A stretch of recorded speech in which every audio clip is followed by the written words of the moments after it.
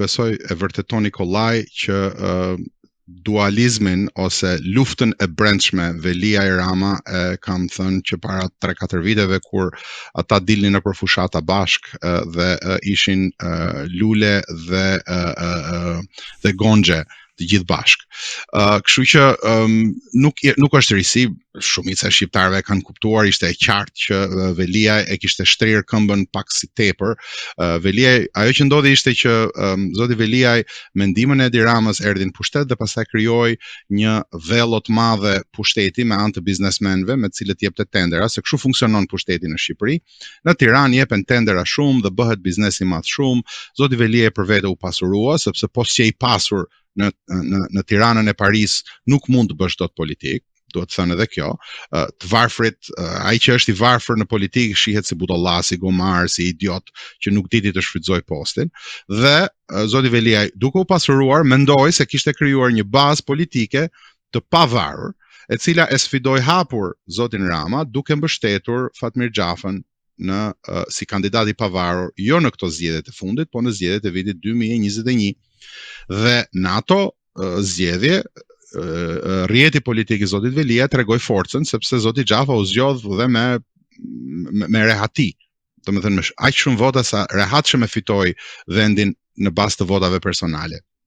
Mirë po, zoti Velia gaboi duke menduar se gjitha këto nuk i kishte parashikuar skilja e vjetër politike Kobra Edi Rama, i cili e kishte parashikuar këtë gjë dhe duke përftuar zotin Velia si rrezikun kryesor, sepse ta dini, për ndërkombëtarët zoti Rama është i njohur, njihet si një kloun që sillet në mënyrë të çuditshme, që nuk e do popullin e vet, dhe ndërkombëtarët janë mësuar në fakt me udhëheqës shqiptar që nuk e duan popullin e vet, që nuk sakrifikojnë asgjë, por që bëjnë klounët që sillen, që flasin gjuhë huaja siç fliste Sali Berisha pa i ditur ato, ose që tregojnë barsaleta bajate siç i tregon Edi Rama nëpër korridoret e Brukselit për të treguar artist dhe i këndshëm. Mirë po, problemi është që ata e njohin se kush janë këta, si sillen këta ndaj popullit tyre dhe e kanë shumë të qartë vlerësimin ndaj tyre.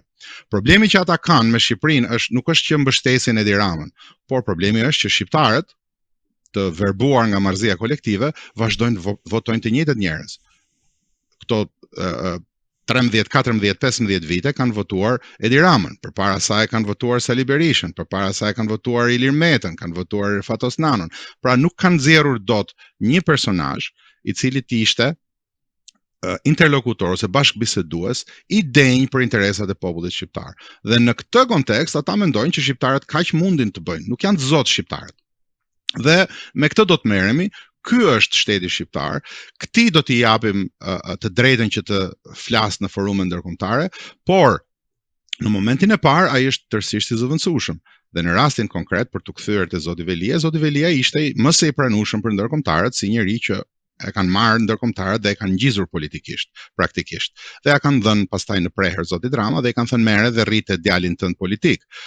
Problemi është që zoti Velia mendoi që kishte një lloj besnikërie brenda partisë dhe aty ai ka gabuar se historiku i Partisë Komuniste Shqiptare dhe PS-s që nga 91 ishi këtej, domethënë PS-s Nano po themi se Nano themeloi, është i tillë që tradhtitë e brendshme kanë qenë të vazhdueshme dhe shpesh herë janë shitur edhe si demokraci e brendshme, por në fakt kanë qenë pislëk i një kategorie shumë të thellë. Në fjalën e tij në gjykatën kushtetuese, Erion Velia i bëri një krahasim me Farkun e Kolumbisë, sipas të cilit ai rrëmbente kryetarët e bashkive atje dhe sipas tij edhe vetë Erion Velia pra u rrëmbye.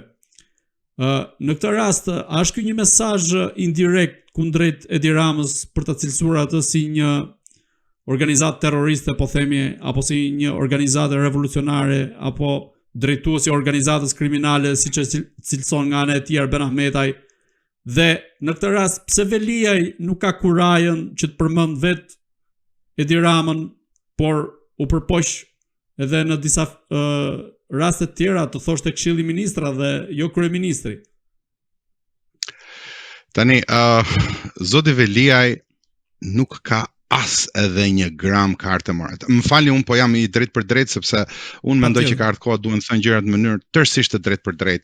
Edhe nga që nuk kam ambicie politike, unë besoj që shqiptarët duhet i dinë këto nga dikush që nuk ju kërkon gjë. Zoti Veliaj nuk ka as edhe një gram aftësi për të folur për moral.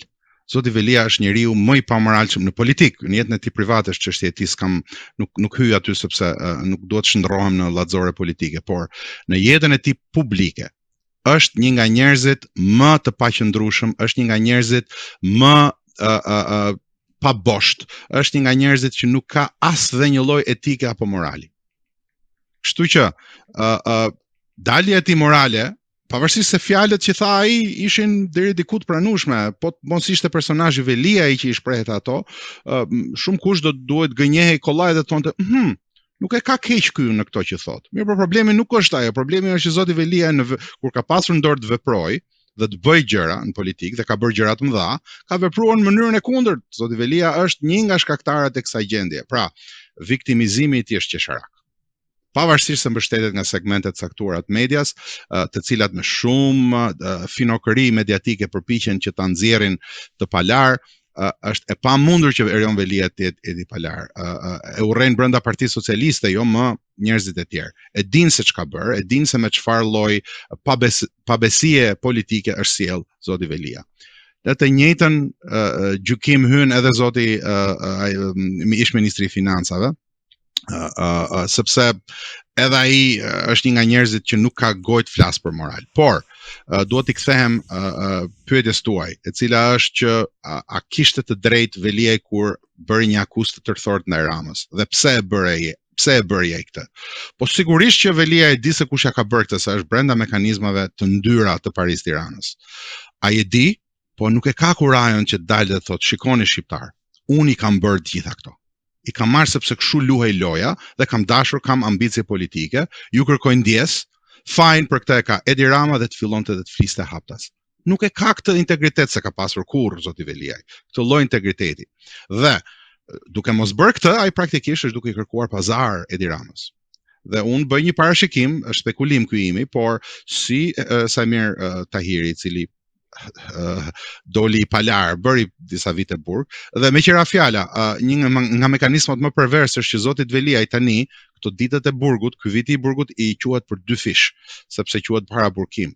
Dhe kur të dënohet, do t'i ulet dënimi me anë të këtij burgut në cilin ai po heroizohet në mënyrë mediatike. Dhe të gjithë këta bëjnë pazar me Edi Ramën. Unë spekuloj që zotit Velia nuk do t'i preket pasuria, të cilën e ka shumë më të madhe se sa ka dalë. Ato që kanë dalë janë vetëm pisliqet e vogla. Pasuria e tij është shumë më e madhe sepse ka dhënë aq leje dhe ka marrë para në mënyrë të tmerrshme. Po t'i hyet pasurisë të gjithë tyre, ju dalin gjëra në emër kunetësh e baxhanakash që janë të paimagjinueshme. Do t'i lejohet pasuria. Ajo që po bën Edi Rama me shumë finokëri është duke e mbrojtur teorikisht publikisht, por duke i shkatëruar figurën publike. Mbas kësaj, Erion Velia nuk mund të jetë më kandidat për kryeministër sepse është djegur politikisht. Dhe kjo është ajo që intereson Edi Ramës. Nëse Erion Velia e ka vjedhur, Edi Rama është fort i kënaqur, është i kontrollueshëm. Edhe Sali Berishës, çudia më e madhe në këtë botë është që del Sali Berisha dhe mbron Erion Velin, siç e ka mbrojtur kur ishte kundër Nanos. Pra këta punojnë gjithë bashkë. Sot mërzitet shumë Partia Demokratike dhe kryetari i saj legjendar se nuk po respektohen procedurat. Nuk po respektohen procedurat. Ama kur ata thonin Nanon Burg ta marrim zvarr Edi Ramën, procedurat nuk duheshin respektuar. Po tani që është Veliaj dhe i cili që ju volit politikisht, pra kjo është një pocaqillëk, thon nga jugu, i tmerrshëm njerëzor dhe politik, dhe këta meritojnë të jenë në handrakun e historisë shqiptare, megjithatë fatkeqësisht ta drejtojnë shtetin shqiptar dhe duhet t'i analizojmë sot.